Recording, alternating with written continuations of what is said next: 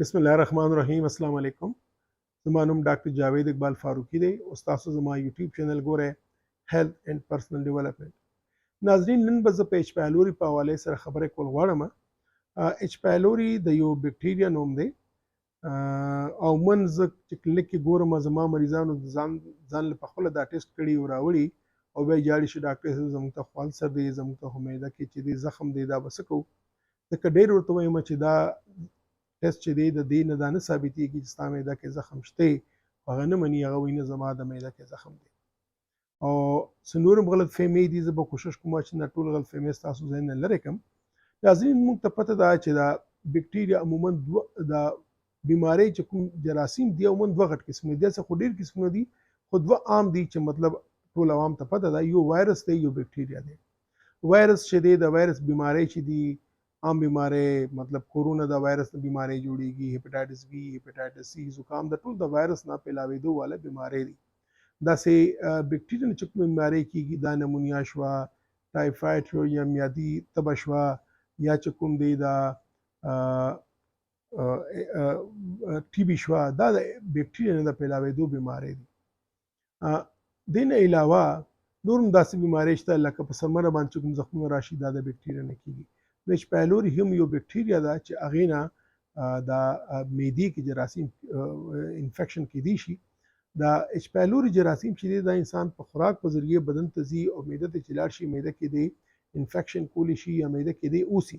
دا لازمي نه ده چې ایچ پایلوري ټیسټ د چا پازیټیو دی نو هغه ته لازماً دا معده کې زخم دی یا معده کې السر دی بلکې موږ دا کتلی ده که تاسو یو سل کسان داسې راوالی چې هغوی ته بیخي د معدې څه علامات نشته او سل داسې کسان راوالی چې هغوی ته د معدې مختلف علامات دي او دې کې که تاسو ایچ پایلوري ټیسټ وکړئ نو تاسو به څه ګورئ چې تقریبا په نیم کسانو هغې کسانو کې چاته چې بیخي د علامات نو هغې ته هم ایچ پایلوري ده او هغه کسان چې چاته د معدې علامات وو هغې هم تقریبا 50-60% کسانو ته د ایچ پایلوري پازیټیو راتلی شي. نو دې نه ثابته دا شوه چې ایچ پایلوري مطلب دا نه دی چې تاسو ته لازماً د معدې بیماري شته.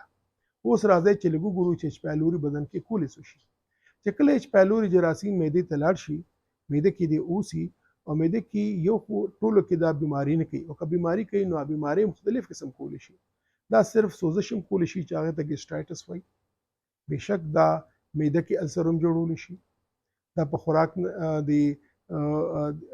کلمه کې چې ډوډین ورته وایي هغې کې هم السر جوړولی شي او بدقسمتۍ سره دا په معده کې کینسر هم جوړولی شي. بلکې WHO په لحاظ د معدې کینسر یو غټه وجه ایچ پایلوري ده. خو دې دا مطلب نه دی چې هر ایچ پایلوري به د معدې کینسر کوي. د معدې کینسر جوړولو دپاره څه نور شرطونه دي چې هغه به مریض پوره کوي. یعنې هغه که خدای مکړه د هغه مریض د جینیټک پریډسپوزیشن وي چې هغه د کینسر چې دی هغه یاره مخکې نه وي نو هغې کې دا کولی شي. نو یو خو دا ذهن نه وباسئ. اوس عموما دا خبره چې د ایچ پایلوري معلومات به څنګه کېږي څنګه به دې تشخیص کېږي څنګه به دې ډایګنوزس کېږي. عموما چې دی موږ ته مریضان یو وینه کې یو ټیسټ کړي موږ ته راوړي وي چې زما ایچ پایلوري پازیټیو دی.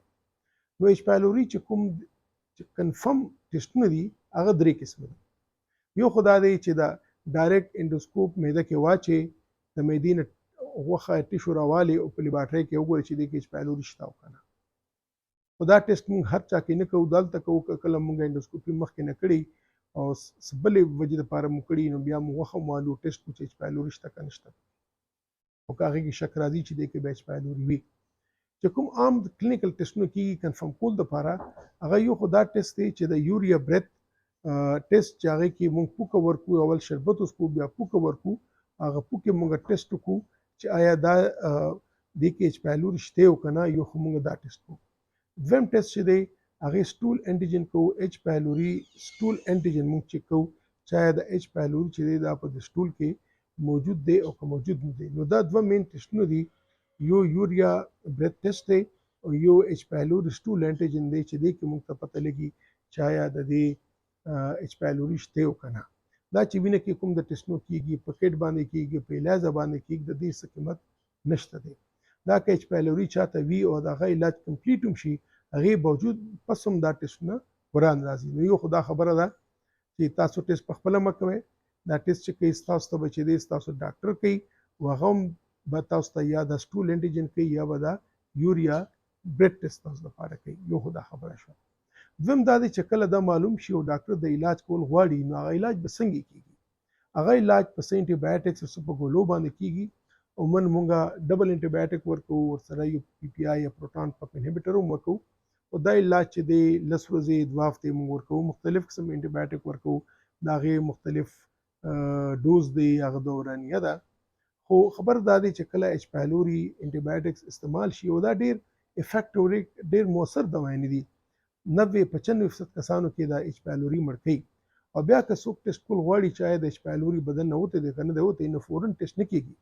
کم از کم 4 هفتې 6 هفتې چې د علاج ختم شي موږ صبر وکړو. هغې نه پس یا یوریا برث ټیسټ کوو یا سټول انټیجن کوو او په هغې معلوموو چې آیا د ایچ پایلوري بدن نه ووتو که بدن نه وتو. نو دا ډېر امپورټنټ ضروري خبره ده چې د عام ټیسټونو باندې چې د ایچ پایلوري د کټ ټیسټ یا وینې ټیسټ تاسو څو ځلې کوئ، هر ځلې به دا ټیسټ وړاندې راځي او تاسو به یېرېږئ چې زموږ خو د معده کې ایچ پایلوري دی. کوم کسان ته پکار دی چې ایچ پایلور نه یېرېږي، نو دا هغه کسان دي چې چا کې خدای مکړه وینې الټۍ راغلي وي، چا ډک امتیازي تورې شي، یا چا کې سخت درد وي د معدې، چا باندې الټۍ ولګي، چا وزن کم شي، یا خدای مکړه چا په خاندان کې د معدې کینسر کسان وي، نو هغه داسې کسان دي چې هغوی ته لازماً ایچ پایلوري ټیسټ پکار دی او ایچ پایلوري وکړي او که پازیټیو وي نو هغې مطابق هغه علاج وکړي. خو بیا هم دا فیصله آیا ستا ته ایچ پایلوري ضرورت شته او که نه، دا به ستا ډاکټر کوي. ته په خپله ځان نه دا ټیسټونه مه کوه، ځکه چې بیا به کنفیوژن کې او بیا به چونکې په دې پوهېږي نه چې آیا دا زما ایچ پایلوري زما هغه ډینجرس لیول کې دا یا ډینجرس دا ماته بیماري کړې ده که نه ده کړې، نو دا یاره به د ټول عمر تا سره تېرېږي. نو ناظرین امید دی چې انشاءالله ما نن په ویډیو کې بس تاسو د ذهن کې چې کوم غلطفهمي وي هغه به ما لرې کړي او ما کوشش وکړ چې په اسانه طریقه تاسو ایچ پایلوري متعلق څه معلومات وکړم. د دې متعلق څه هم ستاسو ذهن کې سوالات تاسو ما نه په ډسکرپشن سیکشن کې کولی شئ، انشاءالله هغې جواب به تاسو له درکوم. اوکې جی، خداحافظ. ملایږو په بله ویډیو کې. خپل خیال ساتئ.